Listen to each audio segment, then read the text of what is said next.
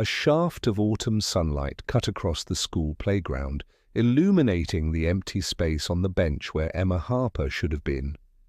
The school photographer adjusted his tripod, gesturing for the fourth-grade class to squeeze together.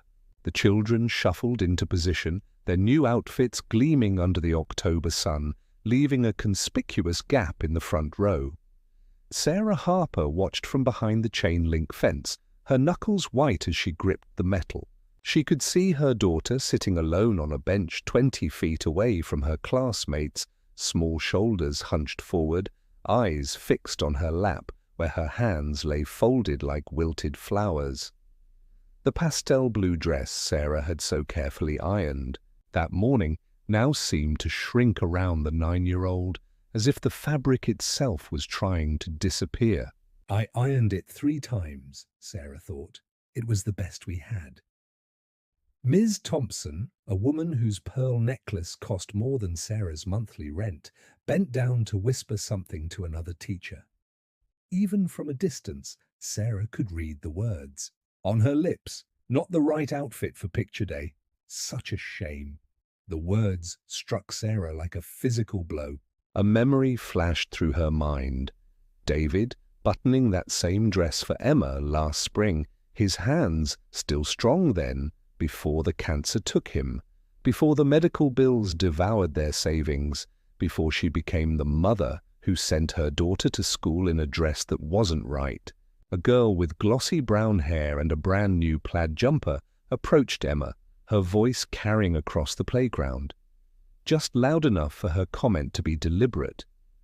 "Well, at least your dress was probably new for someone once upon a time."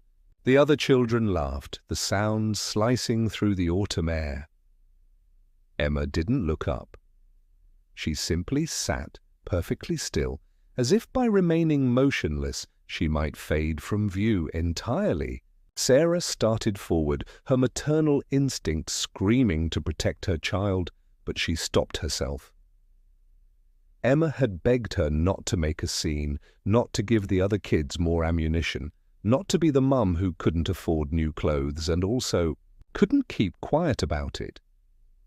The photographer called for the class to say cheese, and 30 voices rang out in unison. The camera clicked. The moment was preserved forever, a class photo with one child missing, though she sat just yards away. Sarah felt something in her chest crack. Since David's death 6 months ago, she had held herself together with grim determination. She had worked double shifts at the diner. She had sold furniture and jewelry. She had learned to stretch groceries and ignore collection notices. But watching her daughter sit alone, excluded because of a second-hand dress, threatened to shatter her completely. The school bell rang, signaling the end of the lunch period. The children scattered, rushing back. Inside, with the boundless energy of youth, Ms. Thompson waved them along, her gold bracelets catching the light. She didn't look in Emma's direction. The photographer began packing up his equipment, already focused on his next appointment. Emma remained on the bench, waiting until everyone else had gone before standing up. She smoothed her blue dress with small, careful hands, then walked with measured steps toward the school building. Her back was straight, her gaze forward. Only someone who knew her well would notice the slight tremor in her shoulders or recognize the careful blankness of her expression as the face she wore when trying not to cry. Sarah ducked away from the fence before Emma could see her. Her daughter would be mortified to know she had witnessed the humiliation. Instead, Sarah hurried back to her car, an aging sedan that protested when she turned the key. She had 20 minutes before her shift started at the diner. 20 minutes to pull herself together, to tamp down the rage and heartbreak threatening to overwhelm her. The car radio crackled to life, playing a love song that David used to sing off-key while making Sunday pancakes. Sarah snapped it off, with more force than necessary. The silence that followed seemed to pulse with all the things she couldn't afford to feel right now. She took 3 deep breaths, checked her reflection in the rearview mirror, and practiced her waitress smile. It didn't reach her eyes, but it would have to do. The diner paid $15 an hour plus tips, and the rent was due next week. Emma needed new winter boots. The electricity bill was stamped with a final notice. There was no time to fall apart over a school picture. Yet, as Sarah pulled out of the parking lot, the image of Emma sitting alone on that bench trying to make herself invisible replayed in her mind. It wasn't just about the picture. It was about the slow erosion of her daughter's spirit, about watching the bright, confident child she had been before David's illness retreat further into herself with each passing month. Sarah didn't notice the black luxury car that pulled into the school lot as she left, nor did she see the man inside it check his watch and frown at the empty playground. She was already turning onto Main Street, calculating how many hours she would need to work to afford a new dress for Emma, and wondering if her daughter's smile, her real smile, the one that had been increasingly rare since David died, would ever fully return. Michael Chen had been photographing people for over 20 years, but school portraits were a recent and reluctant addition to his portfolio. His usual clients were magazines and art galleries, not elementary schools with their assembly line approach to capturing childhood. But when his sister Lily, the principal at Oakwood Elementary, had called in a panic because their regular photographer had cancelled, he had agreed to help. I never should have said yes, he thought, as he packed up his equipment. These mass-produced smiles are everything I hate about photography. He preferred to spend time with his subjects to find the angles and moments that revealed something true about them. The conveyor belt of children posing stiffly against blue backdrops felt like a betrayal of his artistic principles, but he had promised Lily, and Michael Chen kept his promises. He was nearly finished when he noticed the girl in the blue dress sitting alone. Through his photographer's eye, he saw immediately what others might miss: the elegant line of her posture, the quiet dignity in her solitude, the way the light caught the subtle auburn highlights in her brown hair. There was a story there, one far more compelling than the forced smiles and stiff poses he had been capturing all morning. Michael paused in his packing, watching as a teacher with an expensive pearl necklace deliberately turned away from the girl. He observed the cruel comment from another child, the careful stillness of the girl's response. He saw the woman watching from behind the fence, clearly the mother, and recognized the particular kind of pain in her expression. His own mother had worn that same look 28 years ago when she had scraped together money for his senior portraits, only to have the photographer rush through the session, clearly uninterested in capturing the essence of a quiet Chinese-American boy from the wrong side of town. Michael hadn't planned to return to Oakwood Elementary after lunch. He had a meeting with a potential client that afternoon, a wealthy family wanting artistic portraits for their holiday cards, the kind of client his agent was always pushing him to cultivate. But as he watched the girl in the blue dress walk alone into the school building, something shifted inside him. The light at that moment was perfect, soft autumn sunshine filtering through the changing leaves, the kind of light photographers dream about, and that girl, with her careful movements and guarded expression, deserved to be seen, really seen. Michael pulled out his phone and called his agent. "I need to reschedule the Prescott meeting." Something more important came up. His agent's protests were predictable. The Prescotts were connected. They could lead to more high-paying clients. This was a bad business decision. Michael listened patiently, then repeated himself. Something more important came up. "I'll handle the fallout." After ending the call, he approached the school office. Lily looked up from her desk, surprised to see him still there. That little girl in the blue dress, the the one who wasn't in the class photo. What's her name? Lily hesitated, her professional boundaries warring with her knowledge of her brother's character. Emma Harper. Why do you ask? Michael explained what. He had witnessed the isolation, the comments about her clothing, the careful way Emma had held herself together. Lily's expression softened with understanding. Her father died this spring. Cancer. It was rough. The family lost everything to medical bills. Sarah, that's her mum, works constantly, but they're barely hanging on. Emma used to be one of our brightest stars. Now she barely speaks in class. Michael nodded, a plan already forming. I'd like to offer her a private portrait session, pro bono. That girl has something special, Lily. A presence. I'd like to capture it properly. Lily pulled off her reading glasses, studying her brother. She knew his photography had earned him exhibitions in galleries across the country. His portraits were sought after by celebrities and art collectors alike. And she knew that beneath his professional success, he remained the sensitive boy who had found his voice through a camera lens after years of feeling invisible himself. "You're serious about this?" she asked. "Completely. But I need you to make a phone call. We should do this right." While Lily placed the call to Sarah Harper, Michael returned to his car and pulled out his best camera. Not the digital workhorse he used for commercial jobs, but his personal favorite, a vintage medium format that captured light in a way that still felt like magic to him. He selected several lenses, considering which would best reveal the quiet strength he had glimpsed in Emma's posture. By the time he had assembled his equipment, Lily returned with news.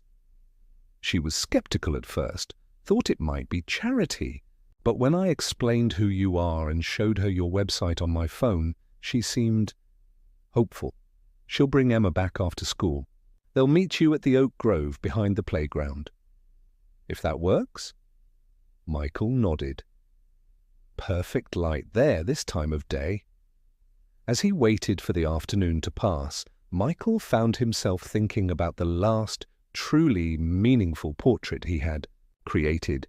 It had been of an elderly Holocaust survivor, a woman whose eyes held both unspeakable sorrow and remarkable resilience. The photograph had won awards, had hung in galleries, had moved viewers to tears, but more importantly, it had given the woman herself a new appreciation for her own strength and beauty, for the story written in the lines of her face. Photography at its best was never about flattery or perfection. It was about recognition, about truly seeing another human being and honoring their unique presence in the world. The final bell rang at 3:15. Michael positioned himself under the largest oak tree, where dappled sunlight filtered through leaves of gold and crimson. He waited, wondering if Sarah Harper had changed her mind, if she had decided that his offer was indeed charity rather than professional interest. But at 3:30, he spotted them crossing the playground. Emma still wore the blue dress, though she had added a cardigan against the afternoon chill. Sarah walked beside her, one protective hand hovering near her daughter's shoulder. Both looked apprehensive, as if expecting a trick or a disappointment. Michael stepped forward to meet them, extending his hand first to Emma. "Hello there. I'm Michael. I was hoping you might let me take your portrait today." Not a school picture, a real portrait. The kind I usually create for galleries. Emma looked up at him, then at her mother. Her eyes, a remarkable hazel that shifted between green and amber in the changing light, were wary but curious. "Why me?" she asked in a clear, direct voice that surprised him with its composure. Michael considered his answer carefully, because great portraits aren't about new dresses or fixed smiles. They're about capturing something true. And I think you have something very true to share. Emma studied him for a long moment, her gaze far older than her 9 years. Then she nodded once, decisive. Okay, but I get to see them first, before anyone else. Michael smiled, recognizing in her caution the need to protect herself from further hurt. Deal. Now shall we find the perfect spot for your first professional portrait? As he led them toward a clearing where the light fell just so, Michael noticed Sarah hanging back, her expression a complex mixture of hope and wariness. He understood her caution. In a world that had taken so much from her and her daughter, unexpected kindness might seem like the most suspicious thing of all. The autumn leaves created a natural backdrop of amber and crimson as Michael arranged his equipment. Emma stood at the edge of the clearing, her fingers worrying the hem of her blue dress, watching his movements with cautious interest. Sarah remained several paces behind, arms crossed protectively over her diner uniform, ready to intervene at the first sign of trouble. Michael worked with practiced efficiency, but he narrated his actions, explaining each piece of equipment to Emma as he set it up. Not talking down to her, but sharing the process as he would with any subject. The light meter, the reflector, the purpose of different lenses. Emma's initial wariness began to ease as she listened. When he mentioned the medium format camera's ability to capture detail, she stepped closer. "Does it show every freckle?" she asked, touching her nose self-consciously. Michael nodded. "It shows everything true. But a good photographer finds the beauty in what's true, not what's perfect." Emma considered this. "My dad used to say I had constellation freckles, that they made maps on my skin." It was the first time she had mentioned her father, and from the corner of his eye, Michael saw Sarah's posture shift, tension and tenderness at war in her expression. "He sounds like a man who really saw you," Michael said gently. "That's what I'm trying to do too. Would you mind standing over there, where the light comes through the branches?" Emma moved to the spot he indicated, her movements still careful but less guarded now. Michael raised his camera but didn't immediately take a photo. Instead, he lowered it again and asked, "What was your favorite thing to do with your dad?"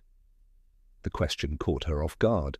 For a moment, her practiced composure wavered, and genuine emotion flickered across her face. "We built things," she said, finally. "Model airplanes and tiny houses. He let me use real tools, even though Mom worried I'd hurt myself." Michael nodded, encouraging her to continue. His camera remained lowered.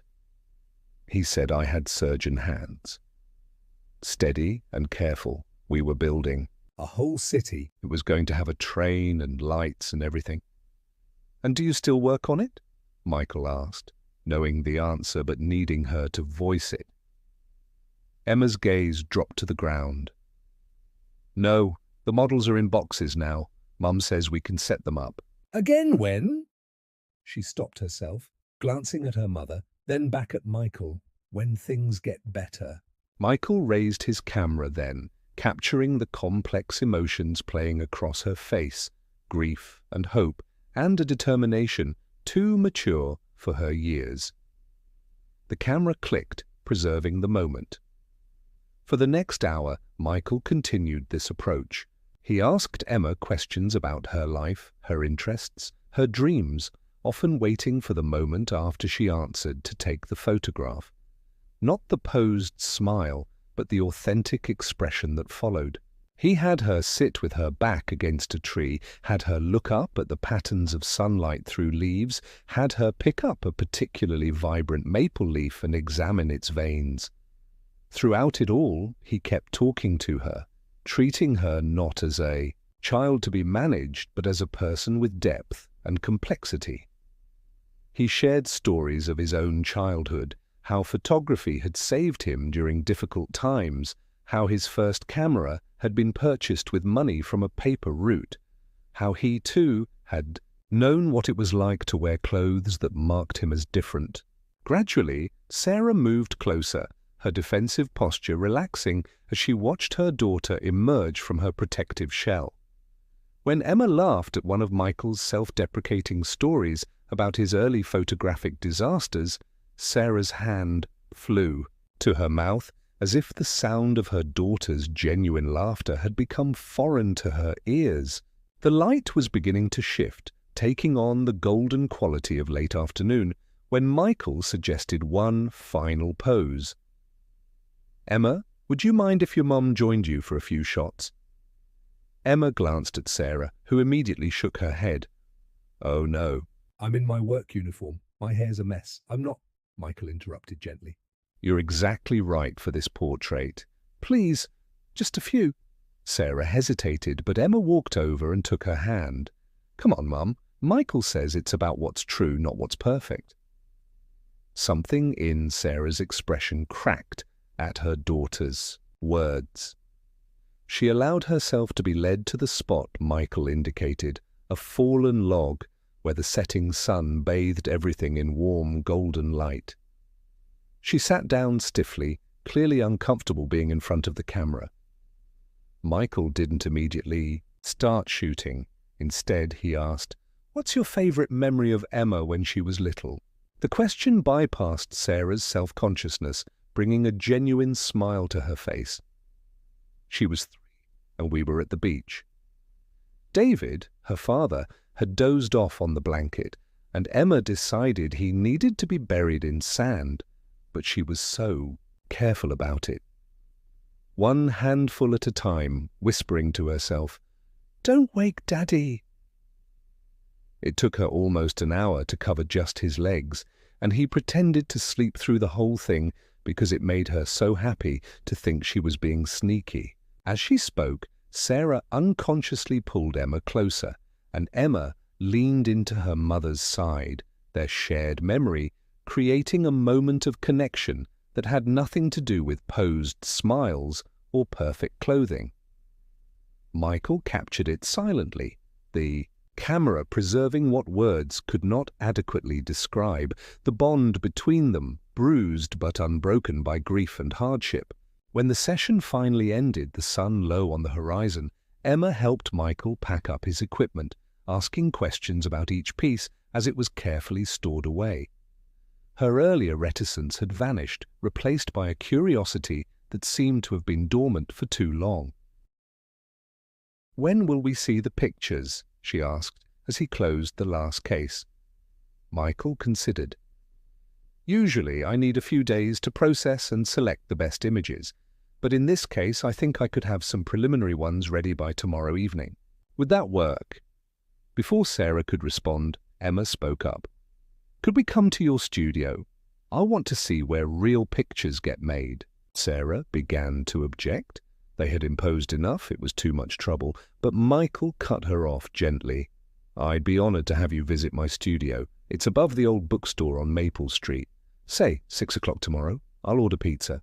As they parted ways, Michael watched Sarah and Emma walk back toward the school parking lot, where Sarah's aged sedan waited. Emma was talking animatedly, gesturing with her hands in a way he hadn't seen during the entire school day.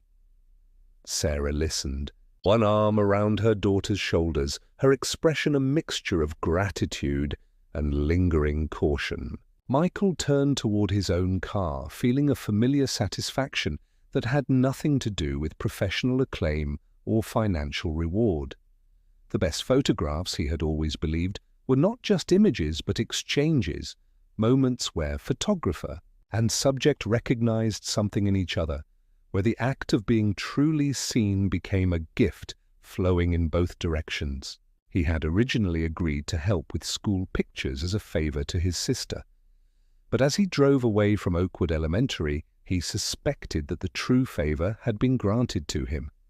The darkroom had become increasingly anachronistic in the digital age, but Michael maintained his with the devotion of a monk tending an ancient shrine. There was something meditative about the process, the careful development of film, the emergence of images in chemical baths, the tactile connection to his craft that no computer screen could replicate. For Emma's portraits, he had shot both. Digital images for efficiency and film for their unmatched depth and character. The night after the session, he worked late, selecting and editing the digital photos while his film developed. His sister Lily called around midnight, curious about how the session had gone. You should have seen her, Lily. Once she relaxed, this whole different child emerged, thoughtful, articulate, observant. Whatever those kids and that teacher did to her today, they have no idea who she really is. Lily was quiet for a moment before responding. I've tried to address the culture of exclusion with Ms. Thompson before, but it's subtle, nothing I can definitively prove or discipline. The parents with money have influence on the school board. It's complicated. Michael's hands stilled over his keyboard. Is it? Seems simple enough to me. A child is being hurt. His sister sighed. You've always seen things in black and white. But I have 300 students to consider, and which of those 300 matter most? The ones with the right clothes or the ones who need you to actually protect them? The silence that followed was heavy with unspoken history. Their own childhood struggles, the teachers who had looked away, the administrators who had found it easier to ignore problems than confront them. Finally, Lily spoke again, her voice softer. You're right. I'll do better, starting with a conversation with Ms. Thompson tomorrow. But Michael, what happens after these photos? You sweep in for one afternoon, make Emma feel special, and then... What? Her life doesn't change. They're still struggling. Sarah Harper works 60 hours a week and can barely keep them afloat. It was Michael's turn to fall silent. He had been so focused on capturing Emma's spirit that he hadn't thought much beyond the photos themselves. His sister had a point.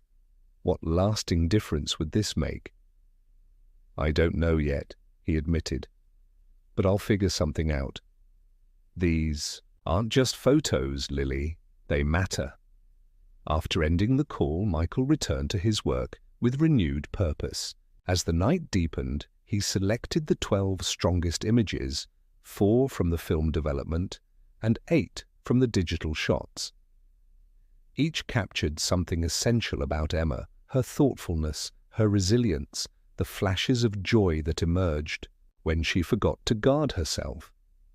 And the photos with Sarah revealed the fierce love between them, a bond strengthened rather than weakened by their struggles.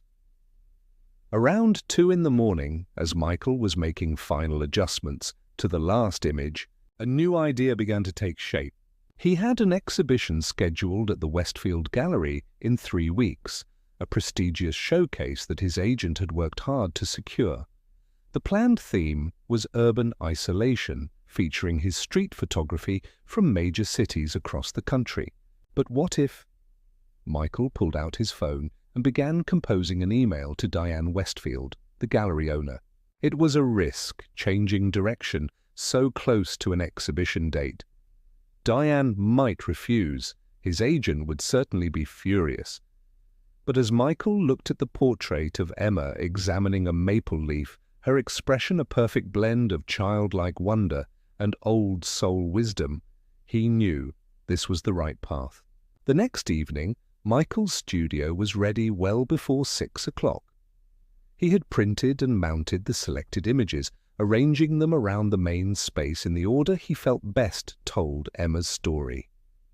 He had ordered pizza as promised, half cheese, half pepperoni, and set out plates on the small table he normally used for client consultations.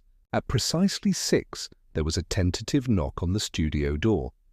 Michael opened it to find Emma and Sarah both looking slightly overwhelmed at the prospect of entering a professional photography studio. Emma had changed into jeans and a sweater, but Sarah still wore her diner uniform, suggesting she had come directly from work. "Welcome to my creative space," Michael said, stepping aside to let them enter. Pizza should be here in about 15 minutes, but in the meantime, I thought you might like to see what we created yesterday. He led them into the main studio area, where the mounted portraits were displayed. For a moment, neither Sarah nor Emma spoke. They moved slowly from image to image, their expressions shifting from surprise to wonder to something deeper and more complex. Emma stopped in front of a black and white portrait where she was looking slightly away from the camera, her profile illuminated by dappled sunlight.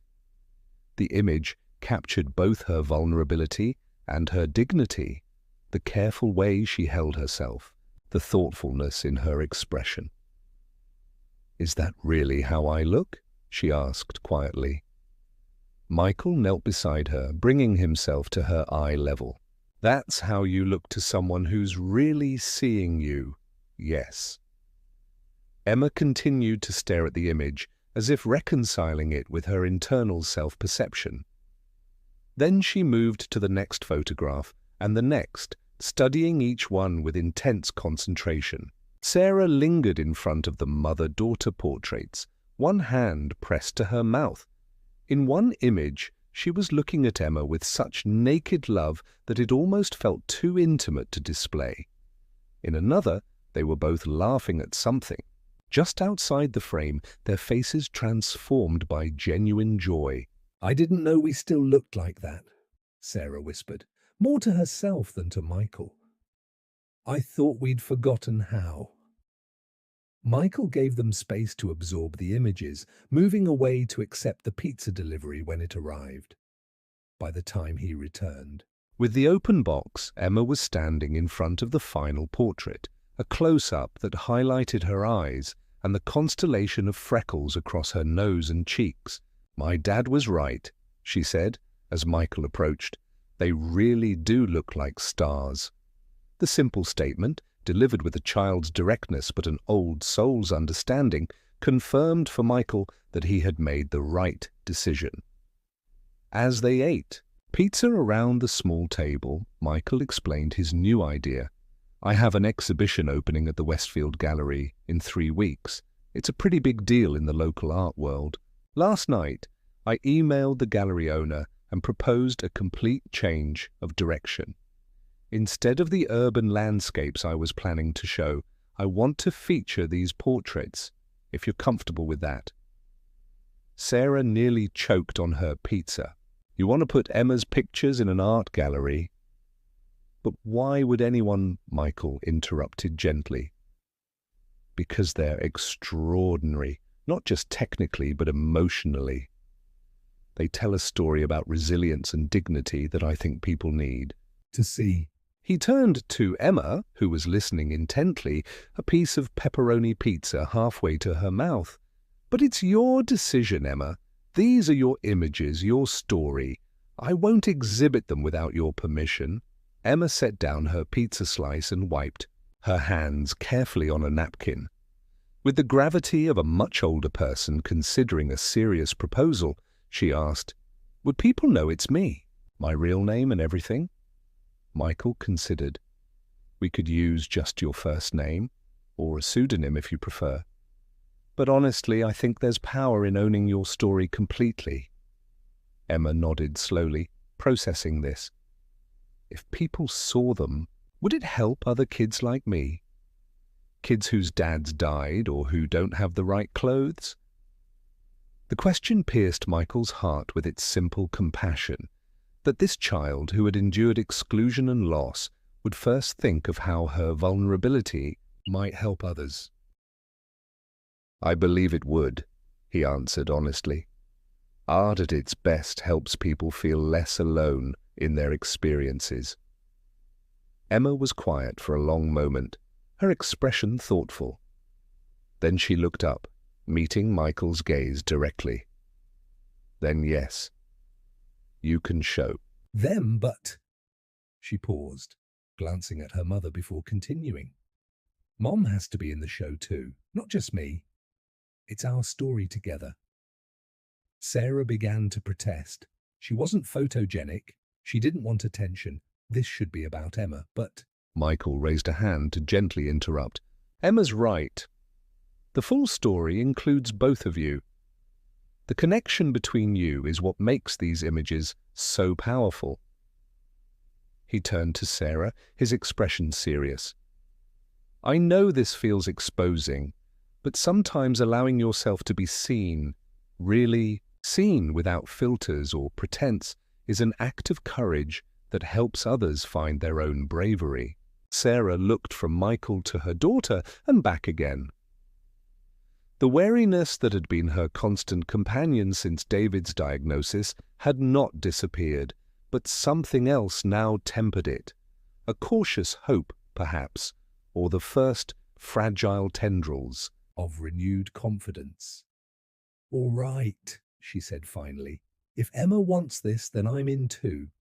Michael nodded, feeling the weight of their trust.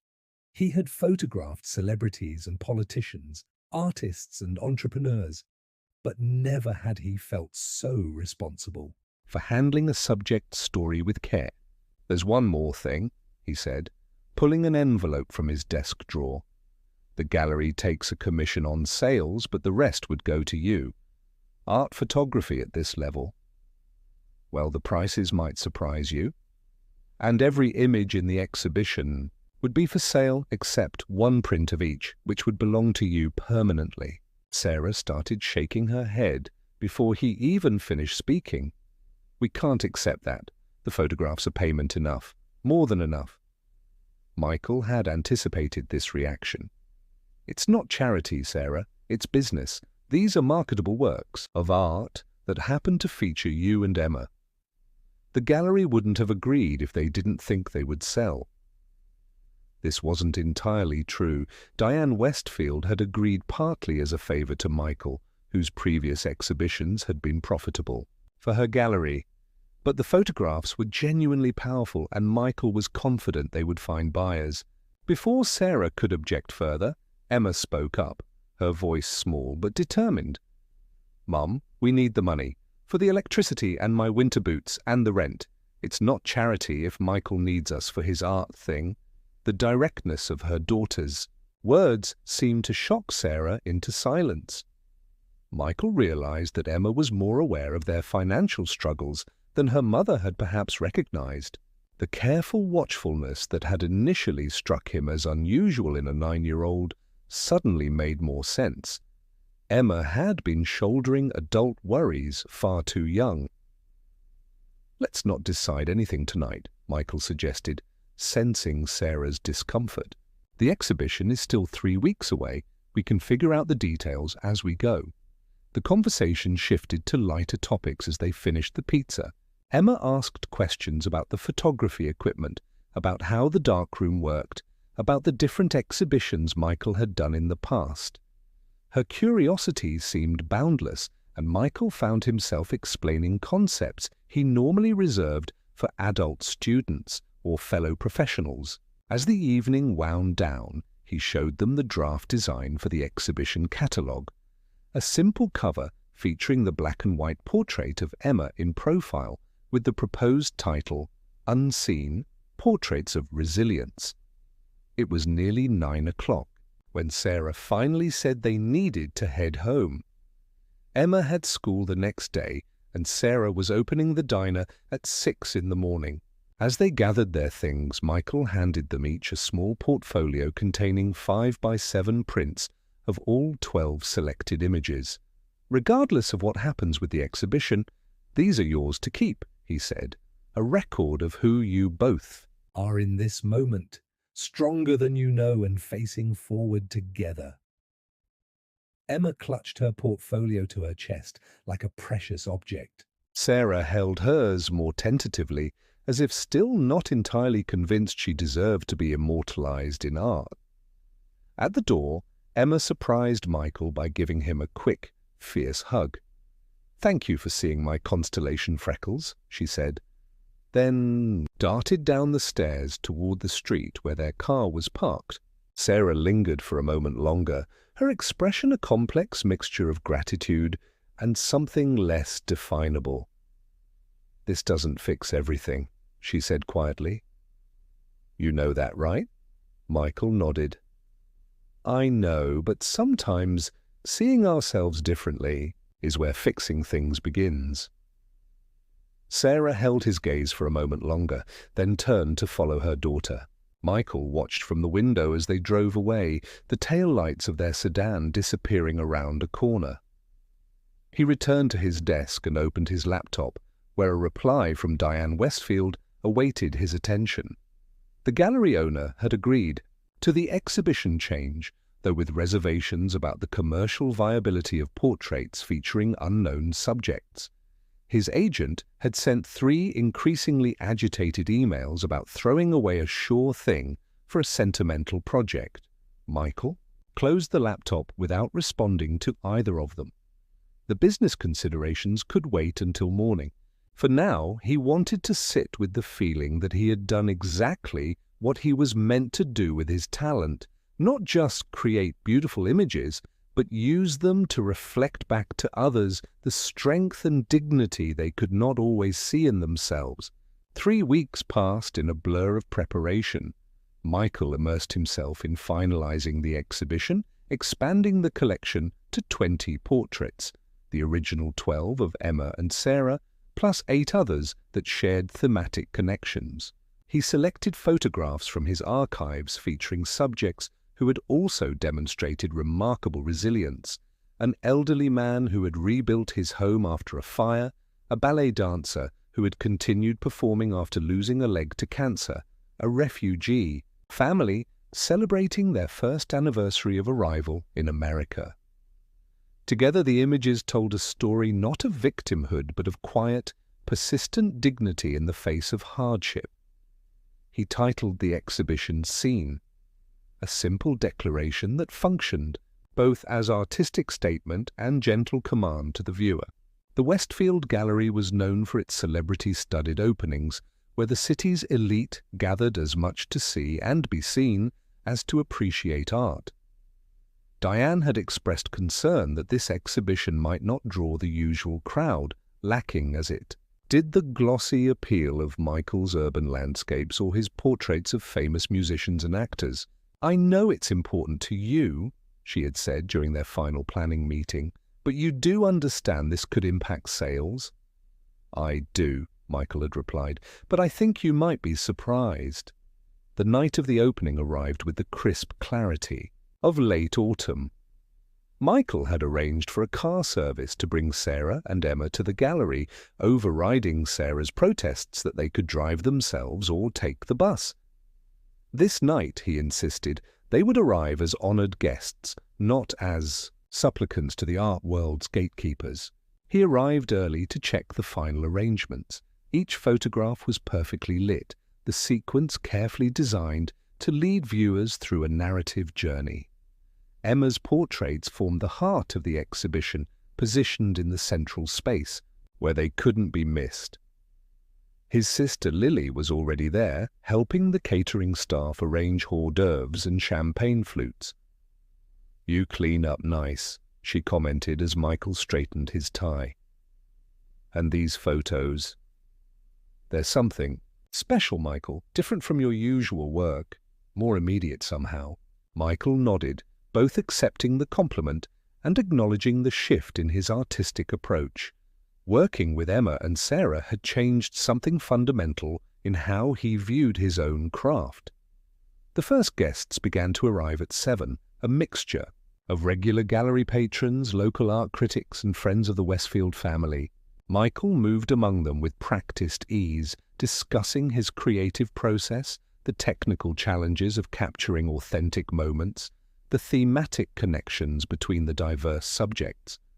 At 7:30, he glanced toward the entrance just as Sarah and Emma appeared in the doorway. They paused there, taking in the scene before them, the elegant crowd, the white walls lined with photographs, the spotlights illuminating moments from their own lives transformed into art. Sarah wore a simple black dress that Michael suspected was as carefully chosen as Emma's outfit, a new navy blue jumper with a white collar that echoed the blue of her original dress while clearly marking this occasion as special. Emma's hair had been arranged in an intricate braid, and she stood tall beside her mother, taking in the scene with wide, observant eyes. Michael crossed the room to greet them, conscious of the curious glances from other guests who were beginning to recognize the subjects of the central portraits. "Welcome to your exhibition," he said, smiling at Emma's expression of wonder. "Would you like a tour of how everything is arranged?" Emma nodded eagerly, while Sarah hung back slightly, clearly intimidated by the sophisticated crowd. Michael offered an arm to each of them, positioning Emma on his right and Sarah on his left, a physical gesture of support as he prepared to introduce them to the art world that had gathered to view their story. As they moved through the gallery, Michael was careful to explain each curatorial decision, treating Emma not as a child, but as a collaborating artist. He showed her how he had positioned her portraits to create visual conversations with the other subjects, how lighting choices emphasized different emotional tones, how the sequencing created narrative momentum. Emma absorbed every word, asking questions that revealed her intuitive understanding of visual storytelling. When they reached the centerpiece of the exhibition, a large print of Emma looking directly into the camera, her expression a perfect balance of vulnerability and determination, a small crowd had gathered. "I took this one last," Michael explained quietly to Emma and Sarah. "It's the moment you decided to trust me completely with your story." A distinguished older man wearing an expensive suit approached them, his gaze moving from the photograph to Emma and back again with obvious appreciation. "Remarkable depth," he said to Michael, "the eyes particularly. You've captured an old soul in a young face. Is this your daughter?" Before Michael could respond, Emma stepped forward, extending her hand as she had seen adults do. "I'm Emma Harper. This is my portrait, and that's my mum over there." She pointed to a nearby photograph of Sarah looking at Emma with fierce love. "We're the main subject of Mr. Chen's exhibition." The man looked momentarily taken aback, then smiled and shook Emma's offered hand. "Gregory Weston," he said, "art collector and apparently not very observant. My apologies for not recognizing you immediately. You're even more impressive in person than in these extraordinary photographs." Emma accepted the compliment with a grave nod. "Mr. Chen says art helps people feel less alone. Do these pictures make you feel less alone?" The directness of her question seemed to startle Gregory Weston out of his practiced patron of the arts persona. He considered her question with genuine thoughtfulness. "They do, actually. They remind me of my own childhood. Not the details, but the feeling of having to be brave when you'd rather not be. I'd be interested in purchasing this piece, if it's available." Michael stepped forward. "All the pieces are for sale except one print of each image, which belongs permanently to Emma and Sarah." Gregory nodded. "I'll speak with Diane about the particulars, and," he turned back to Emma, "thank you for sharing your story with us. It's a gift." As he walked away, Sarah whispered to Michael, "Was that Gregory Weston, the real estate developer?" Michael nodded. "One of the biggest collectors in the city. If he buys a piece, others will follow." Sarah's eyes widened as she began to understand that Michael's talk of sales had not been merely an attempt to make charity palatable. The next hour passed in a whirlwind of introductions and conversations. Michael stayed close to Emma and Sarah, guiding them through interactions with critics, collectors, and fellow artists. Emma blossomed under the attention, speaking about her experience with remarkable poise. Sarah gradually relaxed as well, especially when several women around her age engaged her in genuine conversation about the photographs and the story behind them. Midway through the evening, Michael noticed Ms. Thompson, Emma's teacher, standing near the entrance, her expression a mixture of shock and discomfort as she recognized her student as the central figure of a prestigious art exhibition. Lily was approaching her, no doubt to ensure she saw every image, particularly those that captured Emma's isolation on picture day. Just then, Diane Westfield clinked a glass to call for attention. The crowd fell silent as the gallery owner stepped into the center of the main room. Ladies and gentlemen, thank you for joining us for the opening of Scene, a remarkable new direction in the work of Michael Chen. As many of you know, Michael usually brings us striking urban landscapes or portraits of cultural icons. But with this exhibition, he has turned his lens toward a different kind of beauty and strength, the kind that exists all around us, often unrecognized. She gestured toward Emma and Sarah, who stood close together near the central portrait. I'm honored to announce that, as of this moment, half of the collection has already sold. This may well become the most successful exhibition in the gallery's history. A murmur of surprise ran through the crowd, followed by applause. Michael felt his own shock. He had expected some sales, but nothing like this. Diane continued, Michael has requested that I also share that 20% of all proceeds from this exhibition will be donated to establish a new art scholarship fund at Oakwood Elementary School, specifically designated for students facing economic hardship. This announcement brought stronger applause, and Michael saw Emma break into a wide smile. He had not discussed this aspect of the exhibition with her or Sarah, wanting it to be a surprise, not just an investment in their immediate future, but in creating opportunities for other children facing similar challenges. As the formal part of the evening concluded and guests returned to viewing the artwork, Michael found himself standing slightly apart, watching as Emma confidently led a small group of interested patrons through her favorite images, explaining what she had been thinking or feeling in each moment captured. Sarah approached him, her expression thoughtful. You've done something remarkable for her, she said quietly. It's not about the money, though God knows we needed that. It's that you've helped her see herself differently, as someone with value, with a story worth telling. Michael shook his head slightly. I just held up the mirror. The strength was always there in both of you. Sarah was silent for a moment, watching her daughter command the attention of people whose social and economic worlds had previously been entirely separate from theirs. David would have loved this, she said finally. He always believed Emma was meant for something special. At the end of the night, after the last guests had departed and only the gallery staff remained, Emma sat on a bench in the center of the exhibition space, looking up at her portraits with an expression of peaceful satisfaction. Sarah spoke quietly with Diane about the practical details of the sales and when they might expect payment. Michael sat down beside Emma, following her, gazed to the central portrait. How does it feel? He asked. To be seen like this?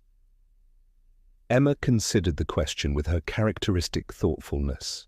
At first it was scary, she replied, like being naked in front of everybody. But then I realized that the scary part wasn't about the pictures, it was about me thinking there was something wrong with me that needed to be hidden. But there isn't. She turned to Michael, her eyes reflecting the gallery lights. Mum says we can set up Dad's models again. In our apartment. She says we don't have to wait for things to get better anymore because they already are getting better. Michael felt something in his chest expand at her words, the simple articulation of hope restored, of forward movement after a long period of suspension. Before he could respond, Sarah joined them, carrying a folder that Diane had given her, containing the sales information. Ready to go home, sweetheart? She asked Emma. It's way past your bedtime. Emma nodded, suddenly looking like the 9-year-old she was, fatigue catching up with her excitement. She stood and took her mother's hand, then looked back at Michael. "Will you come see the models when we set them up?" "Dad would have wanted you to." The invitation, offered with such natural grace, touched Michael deeply. "I'd be honored," he said, simply. As they walked toward the exit, Emma stopped at the photo of herself sitting alone on the school bench, the one that had captured her isolation on picture day. She studied it thoughtfully. "I'm glad we included this one," she said, "because it's part of the story too. The sad part that makes the happy part matter more." Michael exchanged a glance with Sarah over Emma's head, both recognizing the wisdom in her observation.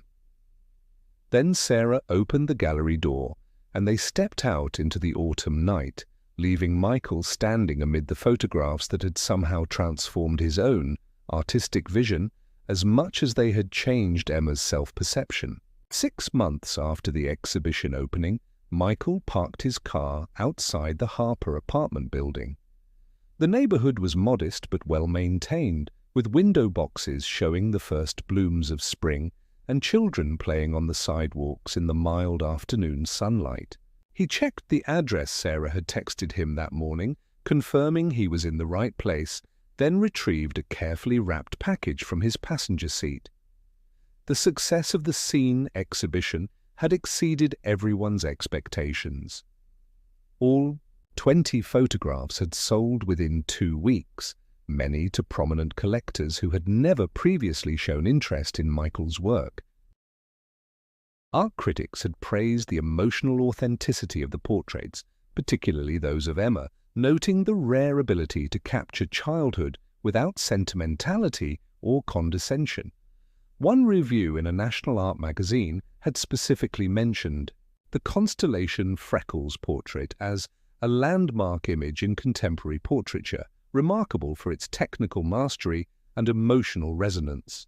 For Sarah and Emma, the financial impact had been immediate and significant. The sales had provided enough money for them to move to a larger apartment in a better neighborhood, closer to both the diner where Sarah worked and Emma's school. Sarah had been able to reduce her hours, taking classes at the community college toward a nursing degree, a dream she had abandoned when David first became ill. For Michael, the exhibition had marked a turning point in his artistic career. He had turned down numerous requests to photograph celebrities and social elites, choosing instead to focus on a new series featuring people whose stories, like Emma's, might otherwise remain untold. His agent had initially been furious about this shift away from more commercial work, but the critical and financial success of Scene had eventually silenced those objections. The door to apartment 3B opened before Michael could knock, revealing Emma with a wide smile. She wore jeans and a paint-spattered t-shirt, her hair pulled back in a simple ponytail. The careful guardedness that had characterized her movements when they first met had given way to a confident ease. "You're here! We're almost finished setting up. Come see." She led him into the apartment, which was modest in size, but filled with light from large windows. The living room had been arranged around a large table that dominated the center of the space, upon which lay an intricate miniature city. Small buildings lined tiny streets, a train track wound through the center, and miniature streetlights actually glowed with soft illumination.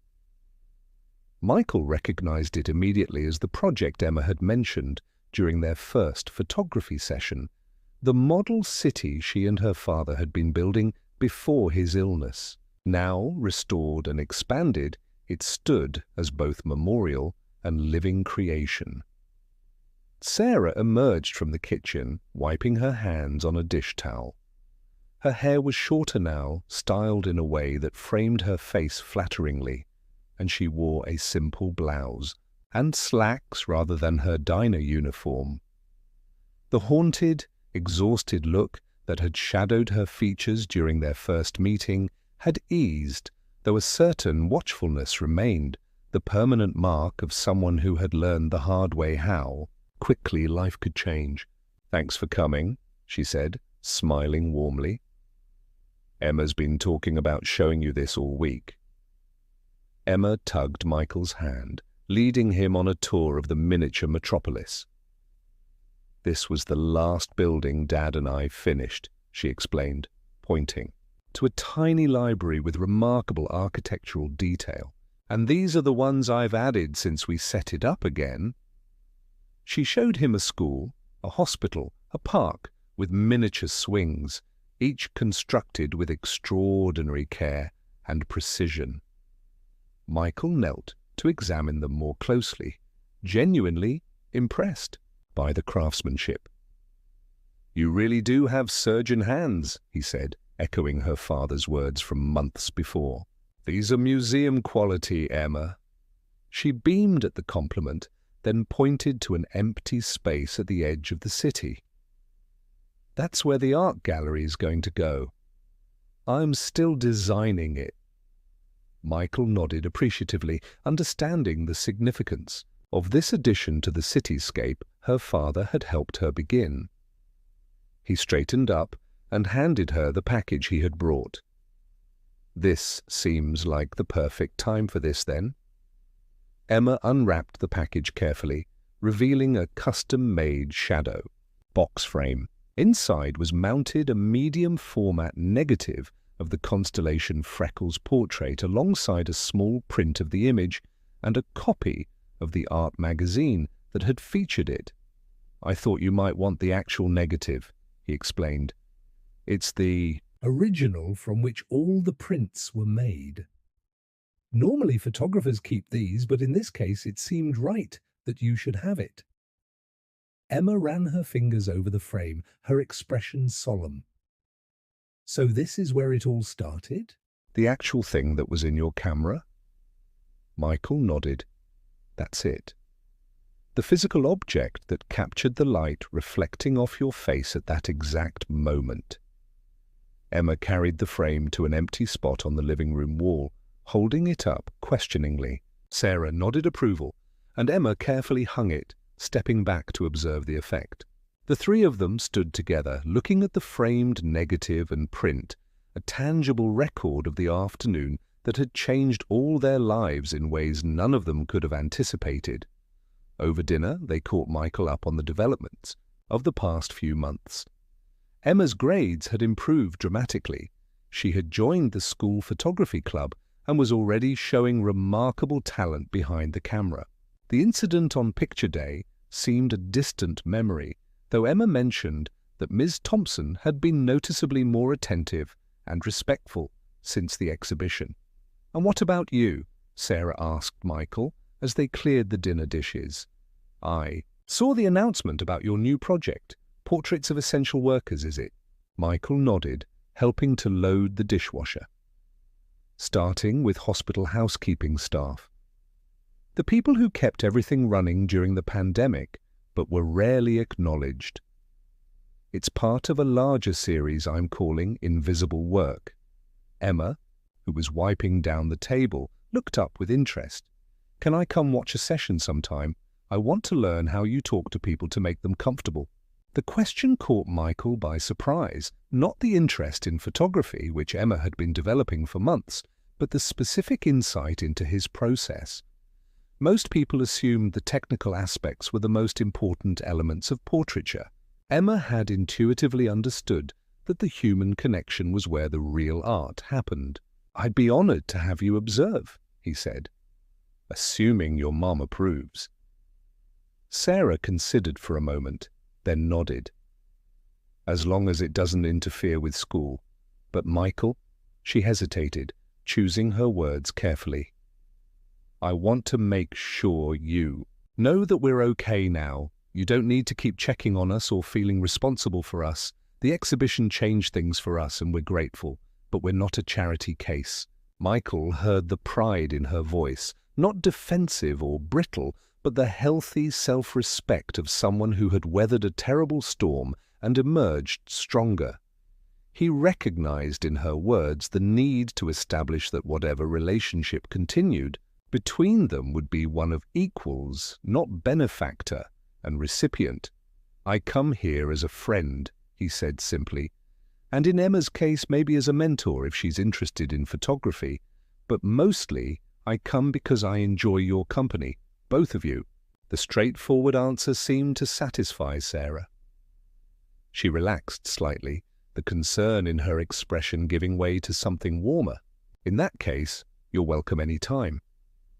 Especially if you keep bringing dessert like that chocolate cake." After dinner, Emma insisted on showing Michael her own first attempts at photography. She had been using a basic digital camera the school had provided through the arts program Michael's donation had helped establish. The images were amateur but showed a natural eye for composition, and more importantly, the same empathetic quality that characterized Michael's own best work.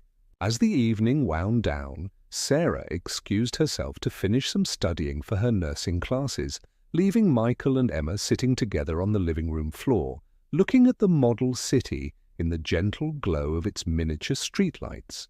"Do you think Dad would be proud?" Emma asked suddenly, her gaze still on the tiny buildings. "Not just of the city, but of everything?" Michael chose his words carefully, aware of the weight of the question. "I never met your father, so I can only guess. But based on everything you and your mom have told me about him, I think he would be incredibly proud. Not because things worked out well with the exhibition, or because you're getting good grades," Again, but because when life got really hard, you and your mom kept going.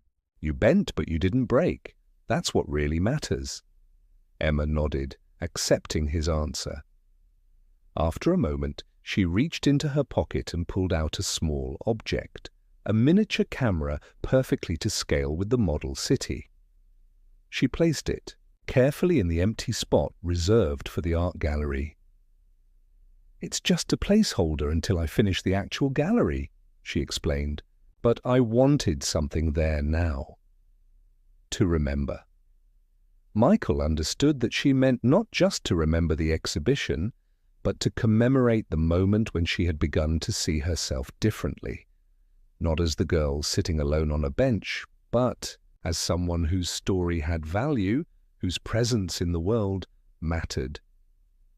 When Michael finally left the Harper apartment that evening, the spring air carried the scent of new growth and possibility. He thought about the twisting path that had led him from reluctantly photographing school portraits to discovering a new direction for his art, and unexpectedly forming a friendship that had enriched his life in ways he hadn't anticipated. The exhibition had been titled Seen, a simple declaration that had turned out to be more powerful than he could have imagined. To see and be truly seen was perhaps the most profound human need, transcending circumstances of wealth or poverty, Age or background. In answering that need for Emma and Sarah, Michael had somehow satisfied it for himself as well, finding a new clarity of purpose in his work and his life. As he drove away, he glanced in his rear-view mirror. The lights of the Harper apartment building receded into the distance, but the connection formed there remained, a testament to the unexpected ways that lives could intersect and change each other, like light passing through a lens to create an image that had never existed before.